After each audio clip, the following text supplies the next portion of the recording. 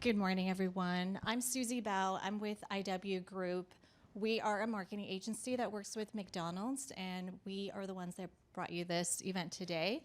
But if it wasn't for McDonald's APIA scholarship, this event wouldn't happen.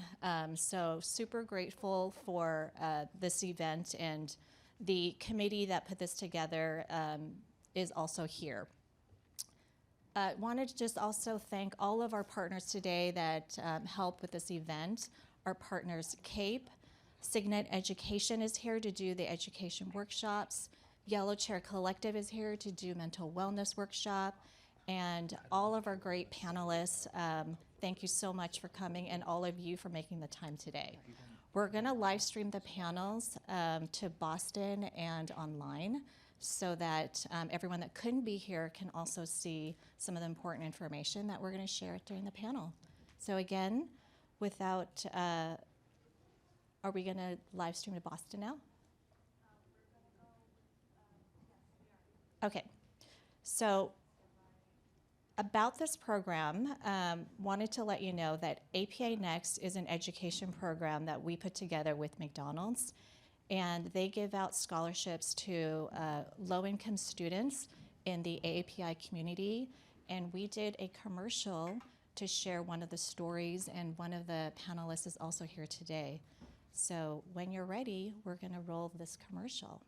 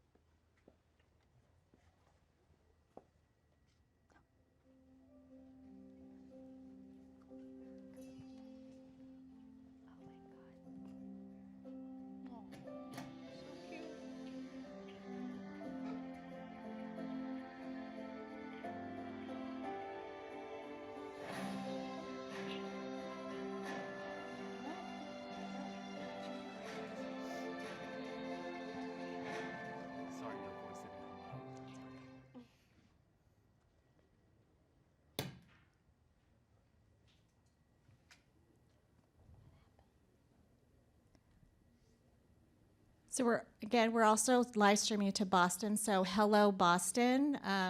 We'll also be taking questions from you over there too. So thank you so much for joining us. Without further ado, I'd love to introduce for our first panel called The Hidden Curriculum. Please welcome our moderators.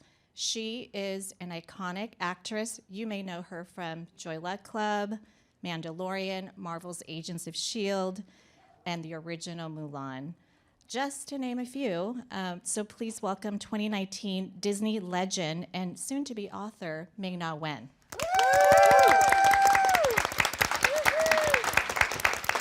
Hi, everyone. Our second moderator is part of the next generation of icons. She's not only an actress, she's a writer and directs short films, known for one of my favorite shows, Never Have I Ever, from Netflix, and DC's Legends of Tomorrow, and so much more, Miss Ramona Young.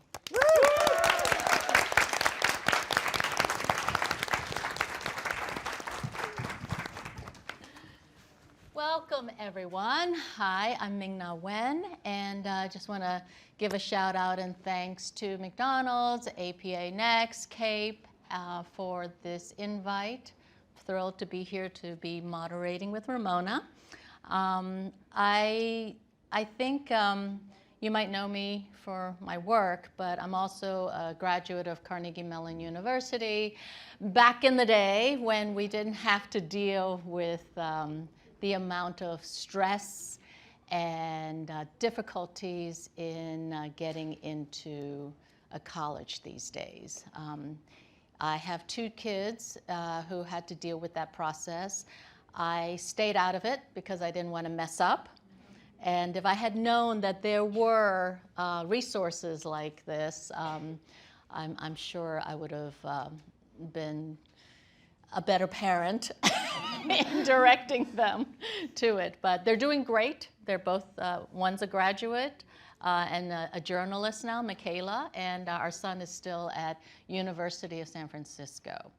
So I hope this event will help a lot of you to deal with the difficulties. Yes. Hi. Is my mic on? Hello? Okay, great. Hi. My name is Ramona Young. I am so happy that everyone showed up today. I'm happy to be co-hosting with Ming-Na, who's a legend, and totally fine, not nervous at all. Also, yeah, super happy to be here because I feel like this event is so important, and it's like the main transition from like childhood to adulthood, and so many times we don't get to navigate through that or have like the proper education or leadership to do that, so I'm really happy to be here. Aside from that, I am so excited to introduce our lovely panelists. We have Sheila, Daisy, and M.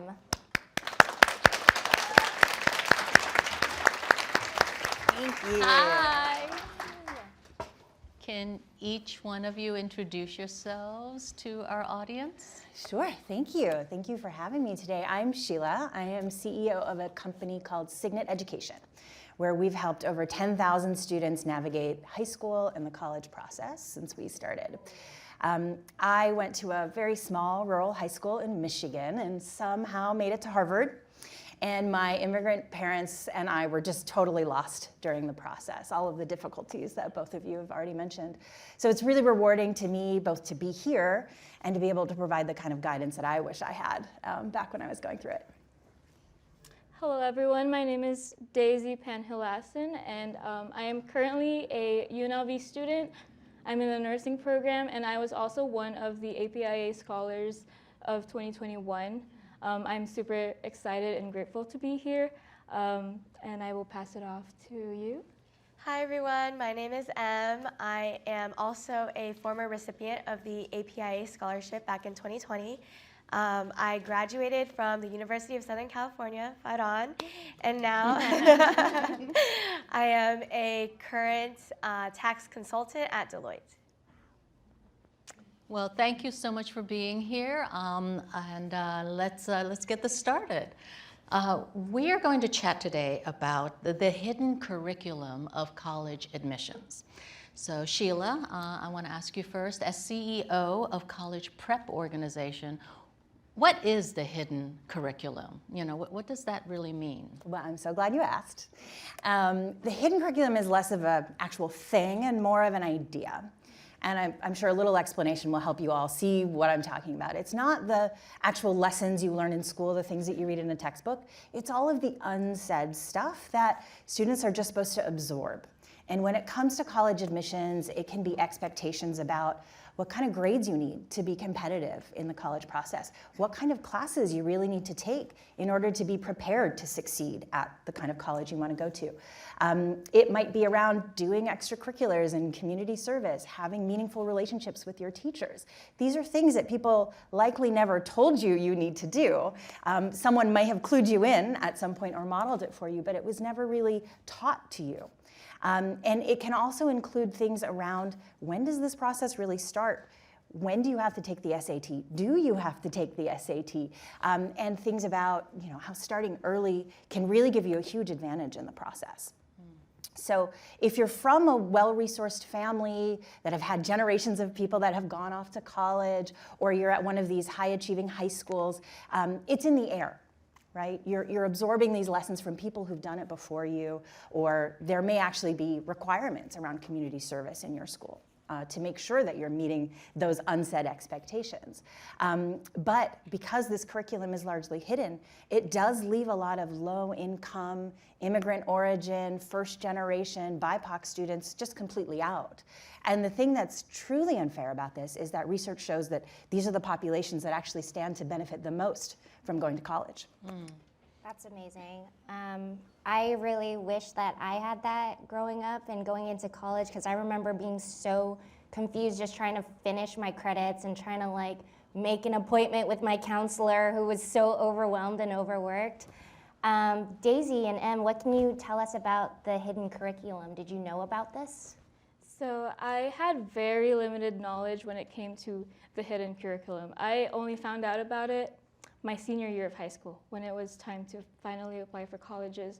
Of course, in high school, there were discussions about how important it is to join clubs and take on leadership positions. However, I faced limitations. My family had financial struggles, so even if I was aware of those important aspects to the college admissions process, like I wasn't allowed to, or I wasn't even able to join those because, think about it, like transportation issues, and I prioritized keeping my part-time job in high school, so I really didn't have the resources to even go to those free,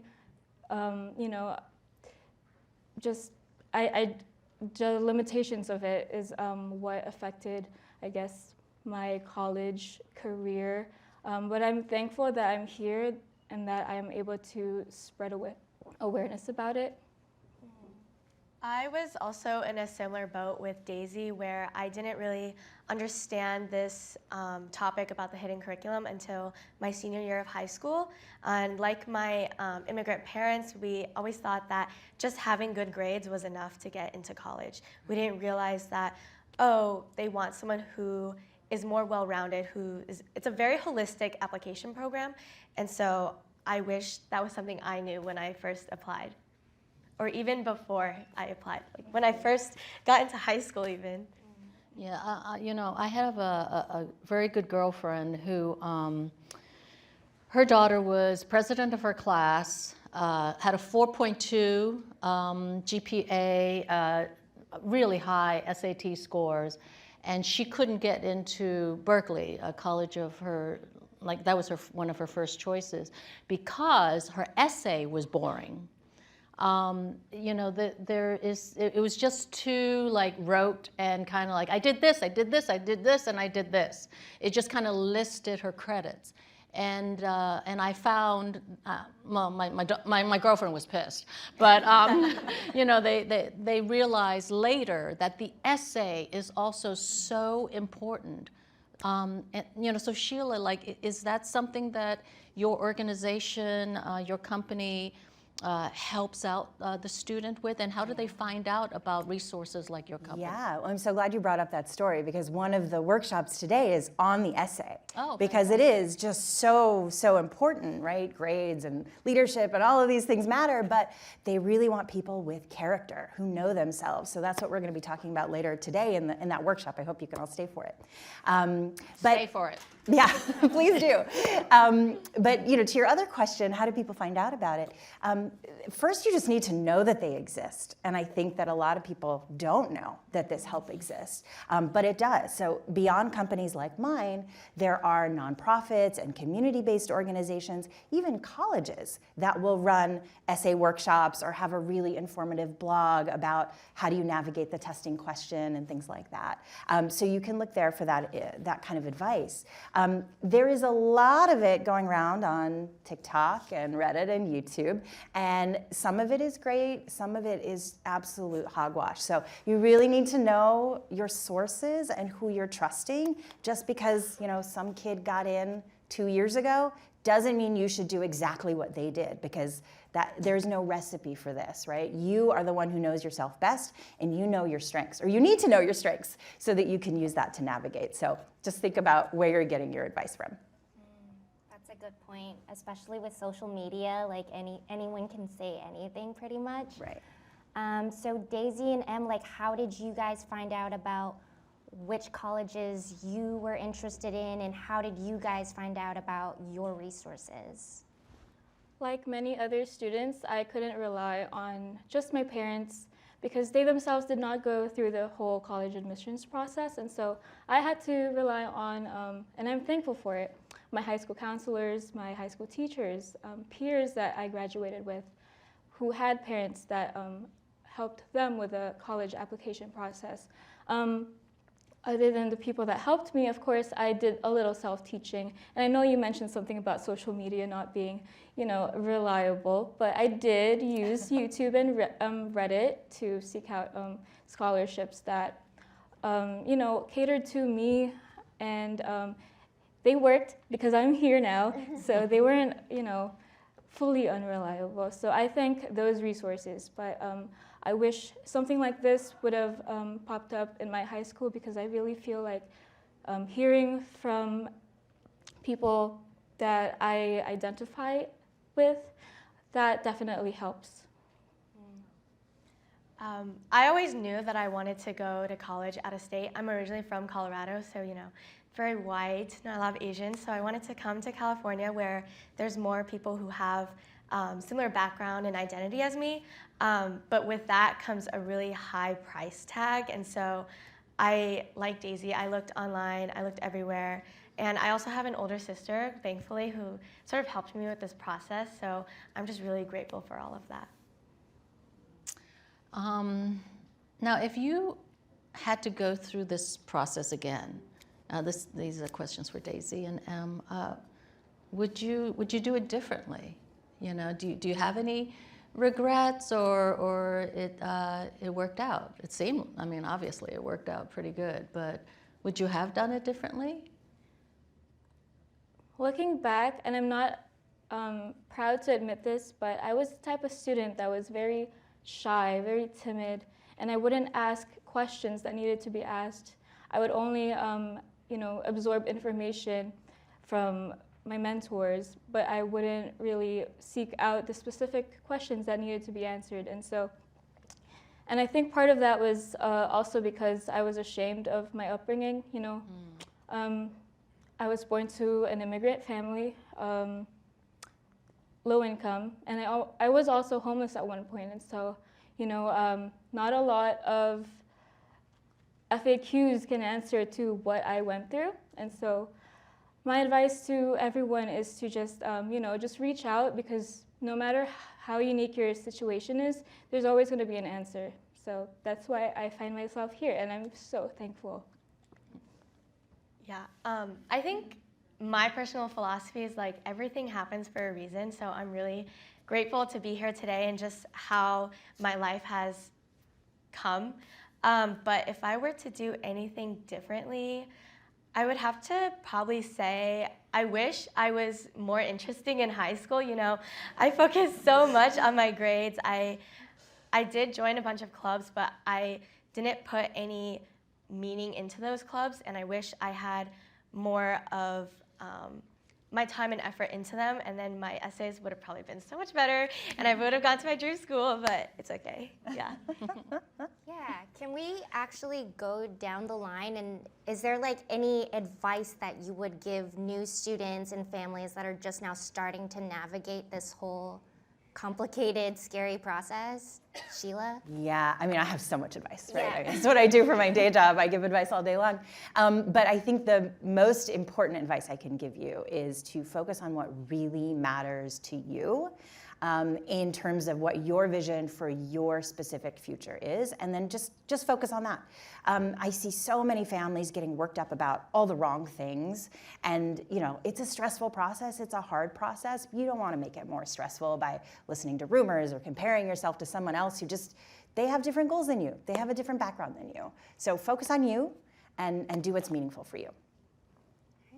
And I know I already gave one advice, but another advice would be to just not be afraid of thinking that you're going to go through this alone, because you're not alone.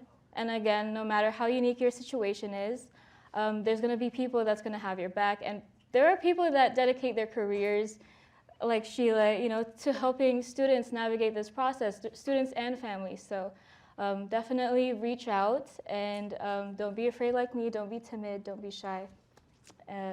Because if you don't, I took that leap and I find myself here on stage.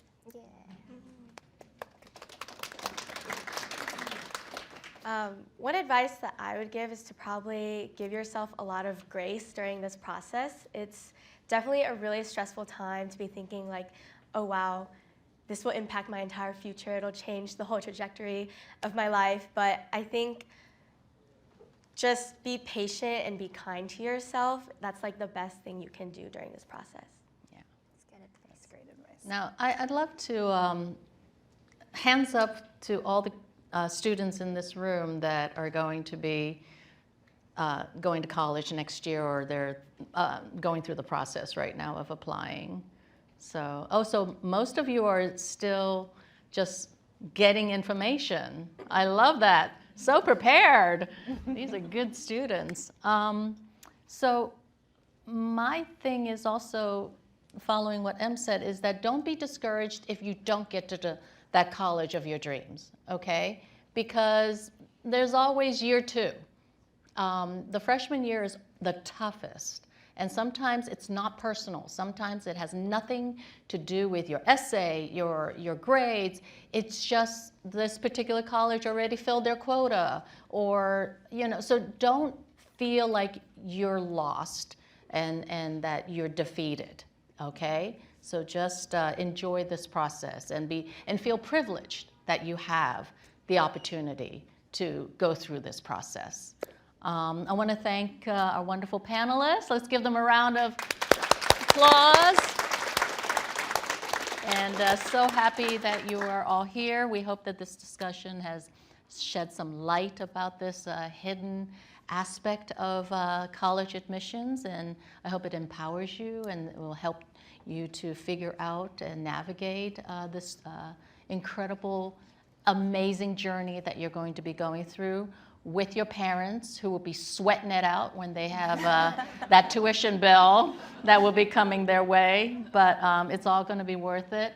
And I think we still have time for a couple of questions, right? So can we start that process? Who wants to come up and ask a question? Don't be shy. Yeah, Hi, everyone. We got one. I'm Leah with IW Group. Thank you so much for being here today, and thank you to our moderators and panelists for being here. You've been fantastic, and I'm learning a lot, and I'm sure the audience is as well. So I'm aggregating questions, and we're collecting them from both Los Angeles and Boston, so I can go ahead, and I'm going to open up all of the questions to all of you, so anyone feel free to answer. One of the first questions that we received is from, is from Jim.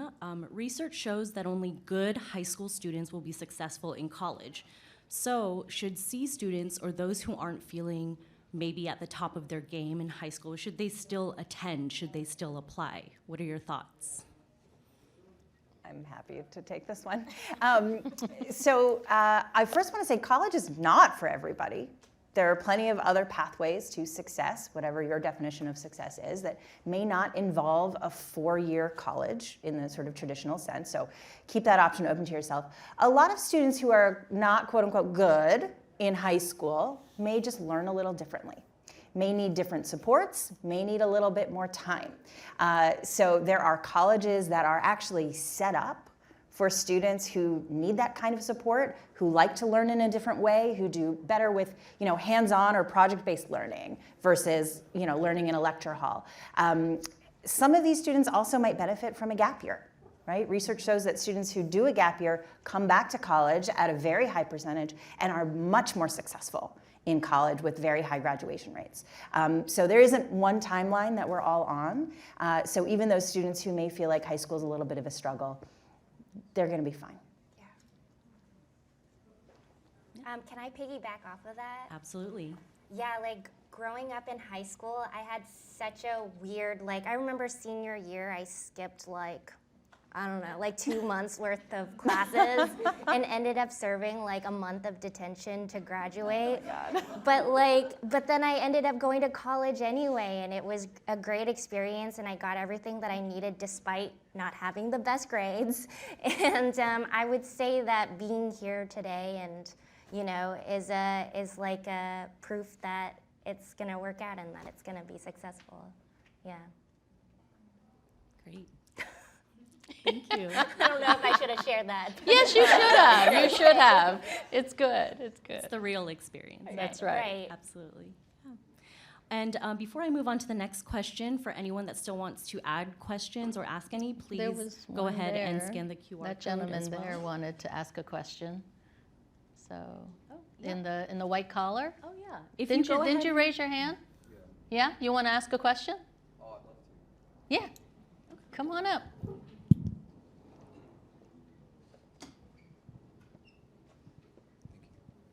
So, hi, my name is Caleb, Hi, Caleb. and I was wondering for you people who've kind of like, despite all odds, like still pursued their goals and like achieved it, what would you say to someone who, like me, like hasn't found like something they're passionate about that they can pursue? Like, how do we go about and find that? That's a great question. Thank you, Caleb, for the question. I feel like for me, as a first-generation college student, I had that same struggle. I actually pursued architecture for my first year, and the reason being was because my dad was in construction, and I liked playing The Sims. So that wasn't a very good major to pick based off those. And my advice to you is to just take your time. Everybody has a different timeline. It was mentioned that students who take a gap year have more success. And so just everybody has a different timeline. Take your time. Find what you love, even if it takes 2 years, 3 years. It's way better than wasting money on a major that later on you find yourself saying, hey, I actually don't even like this. I switched majors during my second year of college, and I accrued like tens of thousands of tuition costs. So even with the costs aside, don't rush yourself. Everybody has a different timeline. For my college career, I switched my major like 3 times. So I went in as biochem, did not like that, switched to psychology, did not like that, and then now here I am at accounting. And I really think in my whole college experience, I pushed myself to try new things, try different things. And if I didn't like it, I would just leave it and try something else. But one thing I always tell myself is rejection is redirection. So, I didn't get into the dream school that I wanted, but I still made it here in California, USC, yeah. And I think just pushing yourself to try all these different things will help you find what you're really looking for. And that's what's so beautiful about college life. It gives you that safety net, that environment to explore, to create new friendships that might direct you, or a particular teacher that could inspire you. And I think that's why I love it, and we wanted our kids to have that college experience. And my daughter went through the same thing. She went through several changes until she figured out what she wanted to do, and now she's got a great paying job at Variety as a journalist, and that is exactly what you said. And so Caleb, you'll figure it out, don't worry. And I'd like to add too, there's no rule that says you have to major in something that you're passionate about. A wise high school teacher taught me, major in something that will give you a good salary, and then do what you're passionate about on the side. Yeah. Thank you all so much for your answers, and thank you, Caleb, for coming up here. Am I still on? Yes, there we go. Thank you, Caleb, for your question. I have another one. This one is from Anonymous. They didn't submit their name, but like I said, we are collecting from both Boston and Los Angeles. So sometimes not getting into the college you want is an amazing way to find yourself. And I have 20 years of friendship from college. So what advice would you give for those who are going with like their second option rather than their first option? And Daisy and Em, maybe you have more recent experience with this, but would love to hear from anyone that wants to contribute. Wow, this question really applies to me. But I would say to just make the most of your experience, and you'll see that there are different things that you'll think you'll hate, but you actually really love. For me, I tried to join like all of these business clubs and whatnot, got rejected, whatever. But you know, that's part of the process and that's part of life where you just have to like keep pushing through and just push through until you find something you really like. I'll add to that if you do take the opportunity to kind of get to know yourself, and by that I don't mean like figure out what job you want, you know, before you even apply, but you know, get to know what your values are, the kind of people you want to surround yourself with, the kind of people you want to learn from. If you do that during this college process, then hopefully every school that you apply to will be a good match for you. And there'll be a real sense of belonging wherever you go. So, of course, we can be disappointed that we don't get into our first choice or our second choice or even our third choice. But hopefully that college that you do end up going to is still a good fit for you. And at some level, you do kind of have to trust that the admissions officers know what's going to work for their schools, right? So if you don't get into that first choice, well, maybe you just weren't what they were looking for. And in the end, you may have found out that they weren't what you were looking for, right? But hopefully when there's that good match, you're going to come out just like Em did here, really successful and proud about where you went. It's kind of like dating.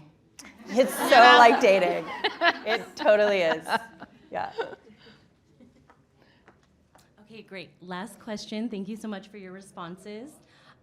This dives into a little bit more of the financial and maybe a fit, so I'm going to open it up to everyone again. Is it okay for a talented student who isn't low income but still cannot afford a four-year college to start at a community college? And if you have any personal experiences, please do share.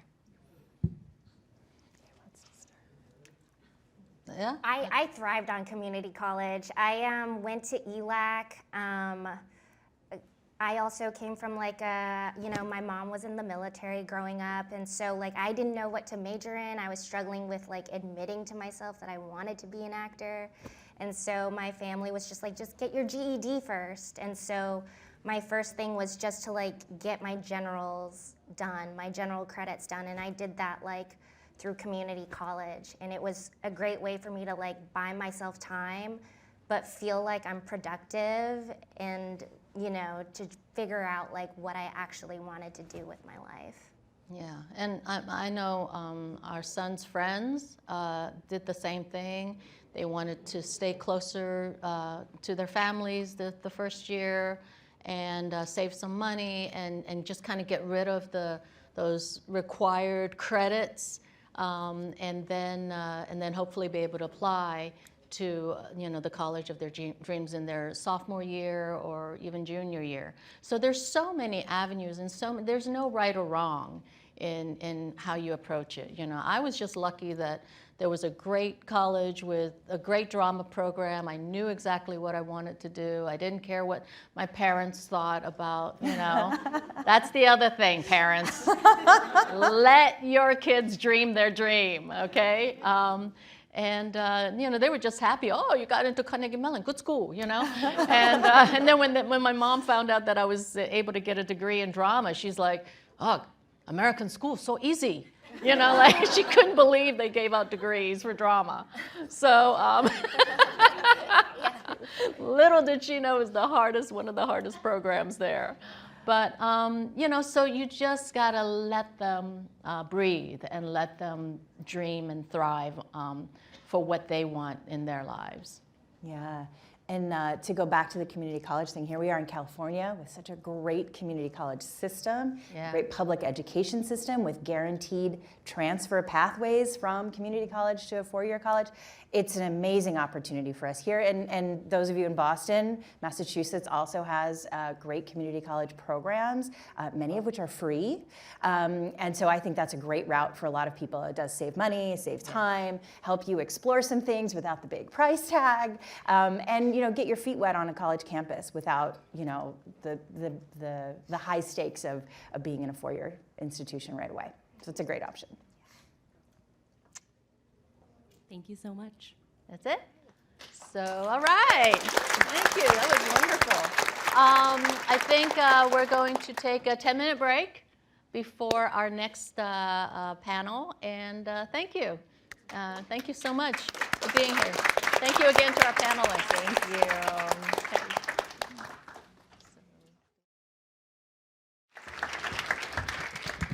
you. We're back. All right. Oh, so welcome to our new panel, The Impact of Education.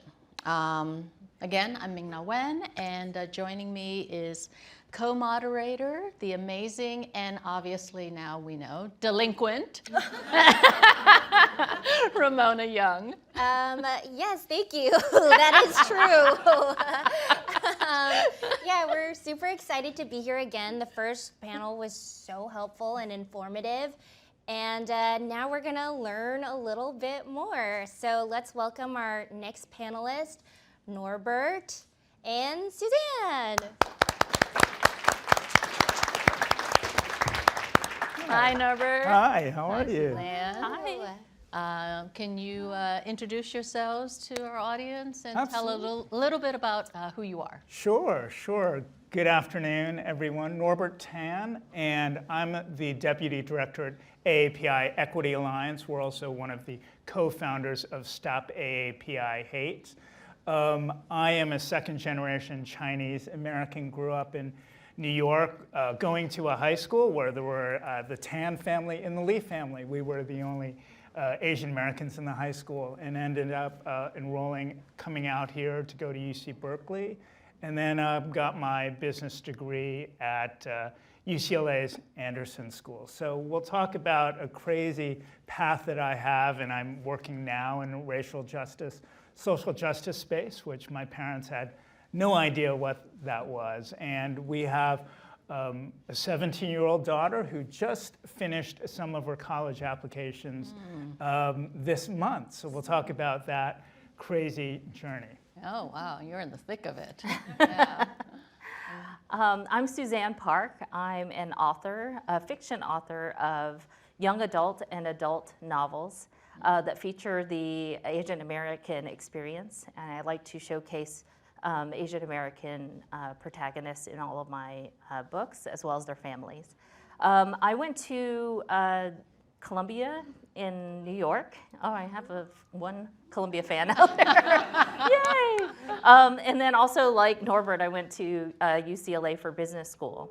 I have a 9th grader who is just starting this journey. I don't think she's ready to start the journey, but they already made her take the PSAT, so that has already come through. So it's one of those things where we now know this process has started. So I'm excited to be here.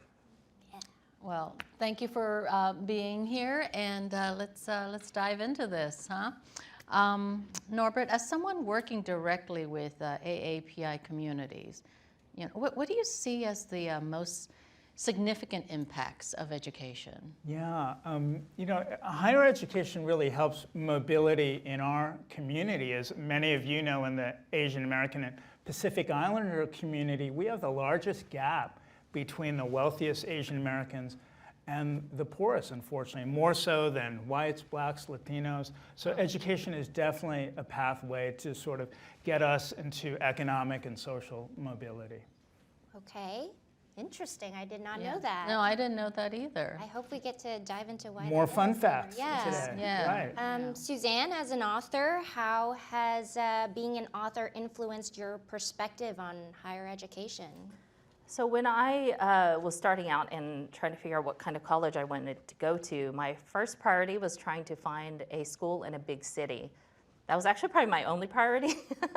And like now that I'm reflecting upon it, years later, I think it's because I wanted to be around more people who look like me and people I could identify with. And I think that was a good decision for me because once I moved from a small town in Tennessee to New York City and was exposed to different communities, as well as just had a lot of vast range of experience, like exposure to people within the AAPI community too. And from that experience, I was able to, that exposure, I was able to think more about the Asian American experience, and I think that's what led to my storytelling. So all of my books now, they feature Asian American protagonists, and all of that was from just my experience growing up and then also going through college and grad school. So I want to go back a little bit to your reference about Asians having the biggest gap income-wise, because we don't hear, we're always told we're the model minority, right? We're the one that excel and prosper, and so it is interesting that we have the most. And I mean, let's talk about that. Right? Yeah. I mean, the model minority myth was actually created by some white professor at UC Berkeley in the late 60s. And it was about putting a wedge between communities of color. This white professor said, oh, look at the Asians. We had locked them up in Japanese internment camps. They're not complaining. Look at all these African Americans. They're out rioting and things like that. Why can't you be more like Asians? So it was really a terrible myth that was constructed, and to this day, unfortunately, it negatively affects our communities. We saw that with the affirmative action ruling and some of the schools, and just recently where politicians say, oh, Asians, you're fine, you do well in math, you're doctors and attorneys, we don't need social services, we don't need to give you any government funds, and it's totally wrong. I mean, we know some of you are from Orange County. There's a large Southeast Asian community that's under the poverty line. So our needs are very vast, and the model minority myth is unfortunately a bad thing for us, and we are always trying to really combat that. And I know Ming-Na also in entertainment, it's the same way. There's some preconceived notions of what Asian American actors have to go through. I am actually learning so much right now. This is insane. Is your mind? But it's so great. That's why this program with the scholarships, because I'm sure a lot of people are like, well, why do they need the money? Right. So these scholarships are very important and vital for their education, because then it does help open more doors and opportunities for, because we have to deal with not just a lot of times the generational gap with our parents, but also we have to overcome the language gap. Like my mom and dad definitely, spoke English up to a certain level.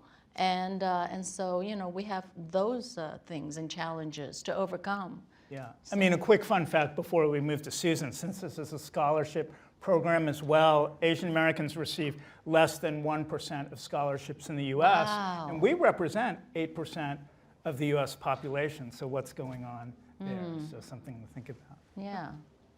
Yeah. Being placed in this weird position, the dichotomy between like being labeled as a model minority, but not also like receiving some of the resources. How has education personally opened doors for you guys and helped you guys? For me, I feel like my education helped me gain confidence and knowledge that let me see that education can go beyond the textbook. Right. And by that I mean, I did my schooling at undergrad at Columbia, and then I went on to graduate school at UCLA's business school. But then while I was doing that, or in between those moments that I was in school, I was also taking classes at UCLA Extension and NYU Extension, trying to figure out what kind of writing I wanted to do. I learned also what kind of writing I'm bad at. So it's also helpful in that way, so you can explore and try to figure out what you want to do. And then it was from there that I was able to use that knowledge too. Once I got my first publishing contract, I was able to, use my creative, sort of the creative development and all the creativity that I've learned from, my writing classes, and then also use my business school experience to help me understand the business side of publishing. And publishing is a very opaque industry, so it really helped with that combination to be able to persevere in an industry that I don't see many people who look like me. Yeah, well, I'm in that boat too, Yes. Writing my cookbook, and it is a different beast. Yes. But I find it fascinating because Cal, are you still there? Who asked the question? Caleb, right? I'm already calling you, Cal. You see how Suzanne had so many avenues of her journey to discover, what her passion was. So, that goes back to living your life and figuring it out, and college and education offers a foundation, I think, right, to allow you that freedom. That's right. Yeah, absolutely. And I think with parents, when we talk about the model minority myth, it's okay. Your kids don't have to be doctors, lawyers, accountants. They don't? Right? They can really pursue their passion. And I think right. that's why they brought us up here. We have we don't represent that, don't that represent demographic. Although I did play a doctor for 5 years. That's right. And got paid probably much better than doctors do.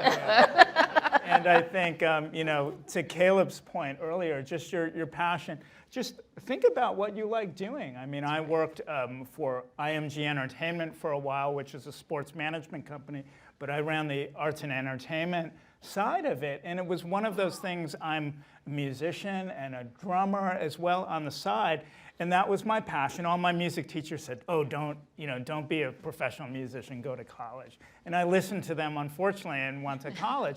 But you can still figure out how can you use your passion. And I ended up in arts and entertainment on the management side. So I didn't lose that passion for music. So, Caleb, I think it's thinking whether, you love sneakers or video games, that there's actually ways you can go into industries and still be close to your passion. So you don't have to give up your passion in terms of a career path. Right, yeah. Being parents, and both of you are embarking on this incredible journey with your kids. I'm so excited for you. It's fantastic to kind of like let them spread their wings. How do you see education as a way to, create these opportunities for your kid? Is it like, is it something that you want them to pursue, or now that we're of this generation, let them do whatever they want? They don't have to go to college if they don't want to.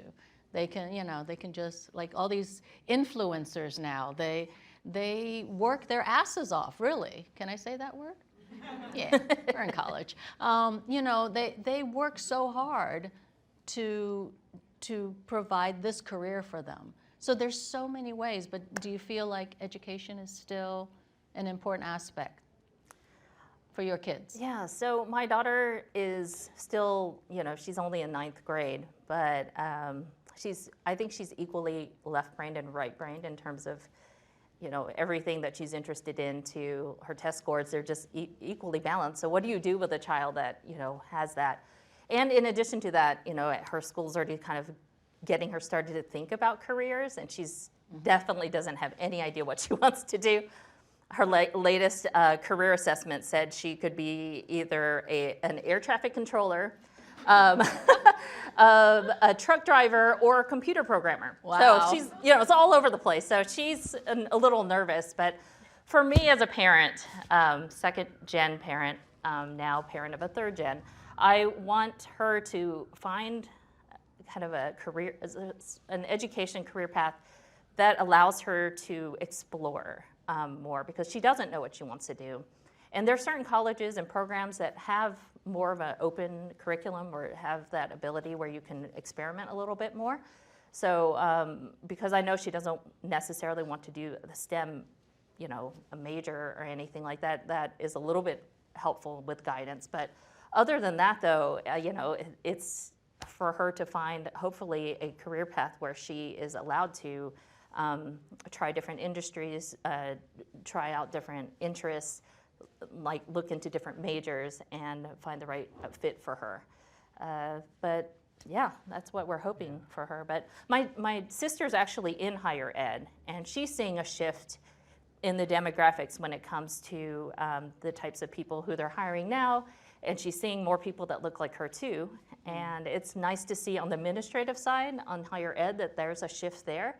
And also there's more of a shift in curriculum as well. So I think between the shift in the administrative side as well as the curriculum side, we'll start to see more amplification of Asian American voices, AAPI voices, and hopefully we'll be able to see more progress toward creating a more inclusive society. Yeah, I think on that note, Suzanne, folks don't realize there's something like 7,000 universities and colleges in the United States.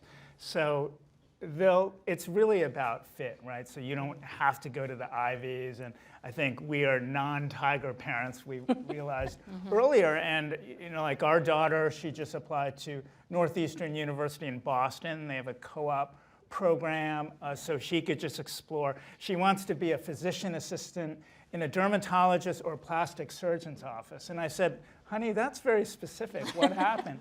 And on TikTok, apparently, there's an influencer who's a physician assistant. So that's where these guys. I've seen that one. Yeah, they're getting career advice from TikTok. Or whatever inspires them. Right. Yeah, I don't know. My algorithm on TikTok is cats and like white dance moms. I don't know what's going on. But yeah, that's where they're getting. That's a different panel. Yeah, that's a whole different panel. I'm endlessly learning today. That is so interesting. I got to look that up. But thank you for your unique insights and our specialized panelists. Like, I'm learning so much. I think when I first got here even, I was like, I've always felt like an obligation that I had to pay forward to attend college. And now, like, my perspective is kind of changing into like, oh, college is supposed to help me do what I love, whether it's like being an author and moving to a big city, or helping out with the community. So thank you so much for giving us all this insight and information. And Ming-Na, do you have anything you want to add? No, I think we just have enough time for a couple of more questions before we wrap up this panel. So if anyone in the audience is brave enough, otherwise we'll take some from online. Hi everyone, Leah again with IW Group. Thank you all again for being here. Just a reminder to anyone that wants to submit questions, I'm aggregating them, so you can go ahead and scan the QR code and add them, and we'll filter through. So, Suzanne, I know you said I believe it was your daughter who is a freshman, still far off, but what things can kids do these days to prepare even at a young age, even though college may seem 3-4 years away? And I'll open that up, but would love to hear experiences. For our family, we're seeing that there's so much available online and just for free, virtually. So we're just kind of exploring that now. She's also being encouraged to talk early to her academic advisor and her career advisor to of course she doesn't know what to ask and she doesn't actually use that time, but I'm hoping over time she will, because she knows now they're available. And I think when I was in in high school, I didn't even know what a guidance counselor did, to be honest, but she's been she's been prepped, so she actually knows where to go to with all these questions. There's a lot of podcasts that have tons of information about schools and what their curriculum focuses are, and what types of students they're looking for, essay help. That's all available now, and I think now that we are starting to explore that, we're trying to figure out what would be helpful for her now, because it is kind of early. But we have our first. It's like a practice, but our first college tour booked for December or something. So it's not, and we were going to do like one a semester just to see what it's like. So that's how we're starting early, but nothing too scary.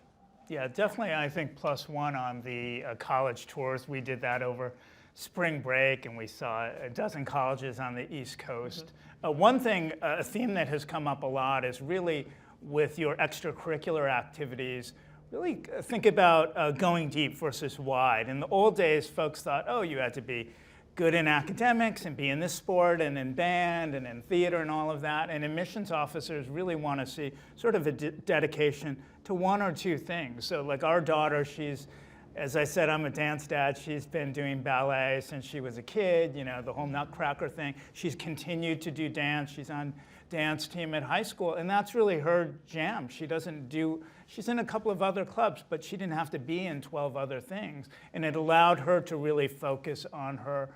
In her essay, as someone mentioned before, it wasn't your friend. It wasn't just boring in a list of 12 things. She could really go deep into her extracurricular. And actually, when it comes to being in ninth grade and kind of early and figuring all of this out, she's been introduced to new extracurriculars that she did not have before at her old school. So she tried out Model UN, which is why she loves your show. Because Model UN, she's now learned everything about Model UN through your show. But she is also trying out different sports as well. So I think that has also been interesting for us to see what she's interested in to develop and then what she already had going into high school. Great. I have another question here from Rudley or Rudley. I've been taking part in a lot of writing and film programs, and I feel like I know what I want, but I'm not 100% sure. At what point and how did you realize what you wanted to take and pursue going through college? I was one of the lucky ones that always knew from third grade on that I wanted to be an actor. So I had it easy. I had it kind of hard. And I think you guys would have a lot to add on to this, but like, I think internally I knew I wanted to do something in the creative field, but externally I had a lot of voices and people around me that were giving me pressure to do something more conventional. And so even though internally I wanted to follow my creative path, it took a lot of years for me to like accept that and pursue that. I think the moment I knew I didn't want to pursue anything else outside of acting at the time was that I had gone into a class for like childhood development, which is something that I am also like really passionate about. But I remember going in and just like crying after class because I felt like I was so removed from who I was. And that was when I was like, yep, I'm dropping out of this program and I'm waiting tables and I'm gonna become an actor and just give it a shot. Yeah.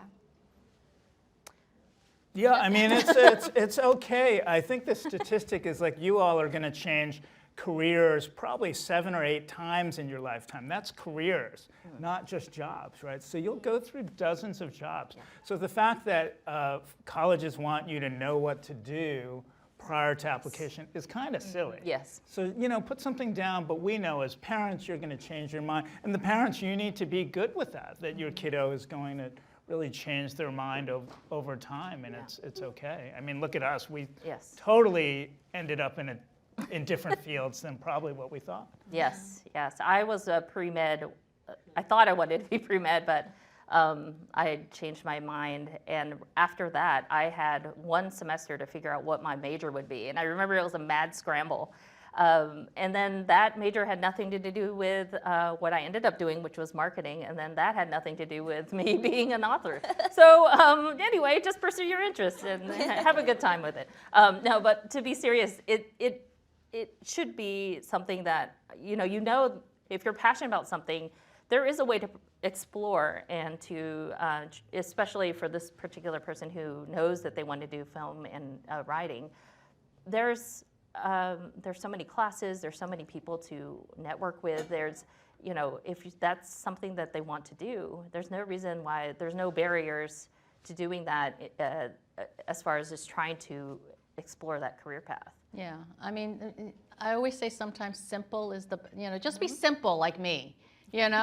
If you have a passion and you love that thing that you do, just go after it with all your heart and all your dedication, and don't question, don't doubt, because I think that's the problem. We have so much information at the palm of our hands telling us we should be this, we should be that, we should look like this, we should wear that.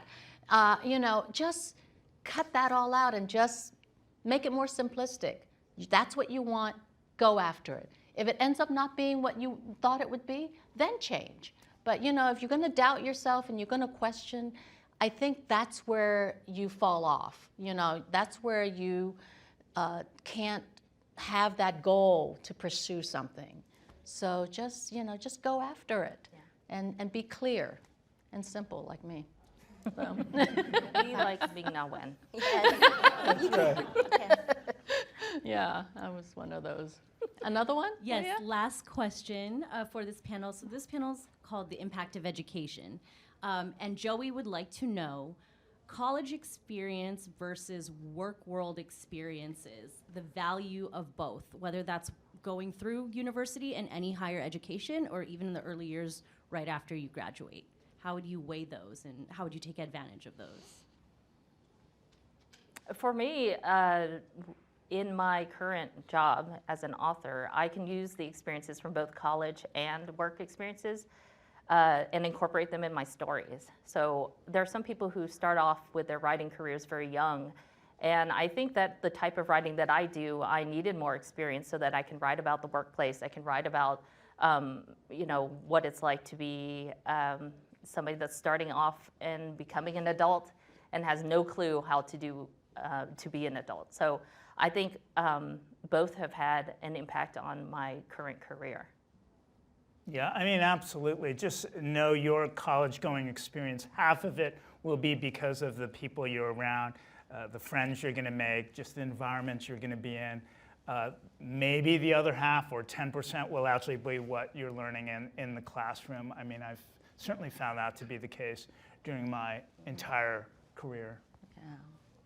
Yeah, it's that social environment, right? That community. I think that is far more important. Yeah, I mean, your people skills, all of that. Yeah, that's I true. used to be super shy, but I think going to college and meeting other people and having to be forced into situations that were outside your comfort zone, I mean, really try to embrace that, especially as young Asian American and Pacific Islanders, right? Yeah. There's sort of this stereotype that we're really quiet and meek and we don't speak up, and this is a chance for you all to go out there and, save the world. Yeah. all of that. And the coolest part is, when you go to college, you do start to feel like an adult because you end up calling your professors by their first name a lot of times. I mean, that was my experience. I was like, what?